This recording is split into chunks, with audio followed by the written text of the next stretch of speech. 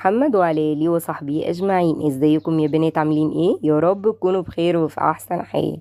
تعالوا نعمل مع بعض بقى شوية مكرونة كده من الآخر، ألذ مكرونة هتشوفيها وكمان هتدوقيها. حاجة كده حلوة خالص، بديل الأندومي بقى.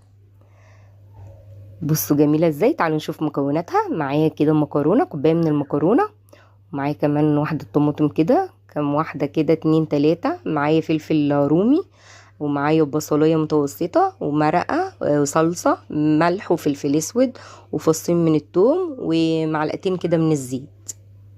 هي دي مكوناتنا. كمان هحطها دلوقتي قدامكم هتشوفوها كلها. اهي يا بنات سهل خالص. جعانة بقى في اي وقت قومي اعمليها بسرعة، ما بتاخدش وقت خالص، هم 10 دقايق بس.